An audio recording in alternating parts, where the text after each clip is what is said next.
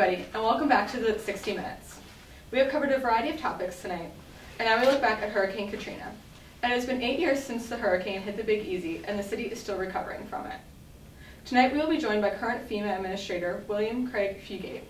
Welcome to the show, Mr. Fugate. Oh, thank you for having me tonight.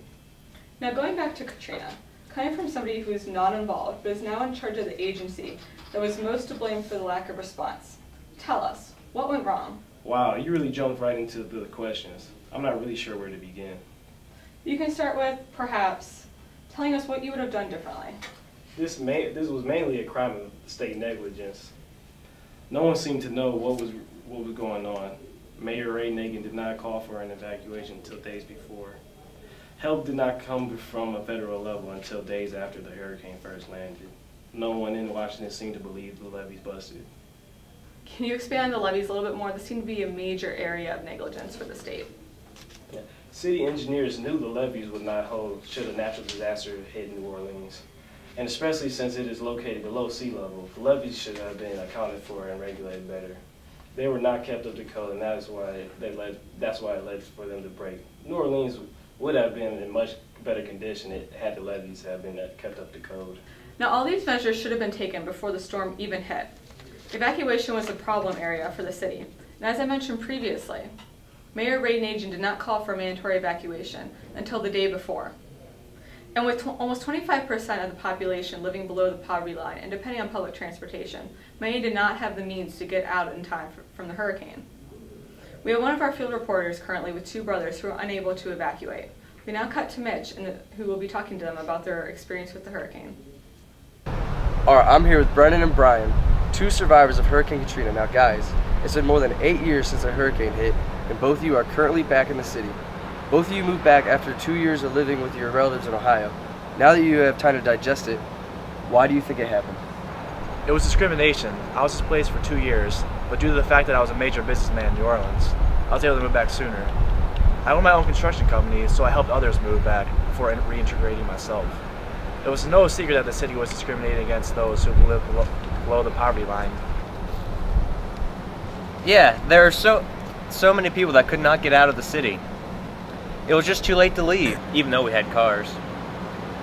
We thought it would be easier just to wait it out in the Superdome, but we had no idea what we were in for.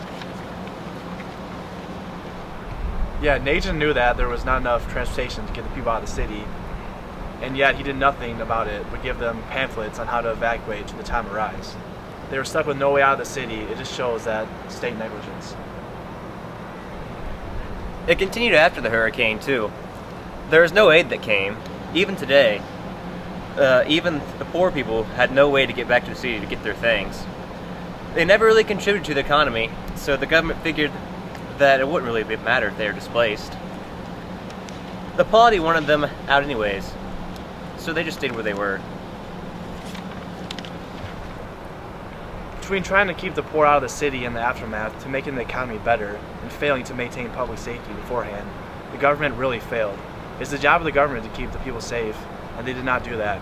Failing to regulate the levees was just one way for them to cut the corners. So you think this was all about cutting corners and government scamming? Absolutely. There's really no other explanation for the lack of maintenance and upkeep of the levees. The government was looking to cut corners, and the levees looked stable. But however, after Hurricane Katrina hit, the levees were wiped out. Well, those are very interesting observations. Thank you both for the interview, and we shoot it back to Olivia in the studio. So 8 years later, there's still skepticism about the crime of government negligence that resulted with the catastrophes following Hurricane Katrina. Crime can occur on any level of government, from cutting corners to create profits from the levees to the lack of federal response, which many people saw as racism and discrimination. The government is not immune from white-collar crime. Many of the tragedies that occurred in New Orleans could have been avoided if only the right precautions and advisories were taken into account. Well, that is all we have time for tonight, folks. Thank you for tuning in, and we will see you tomorrow night.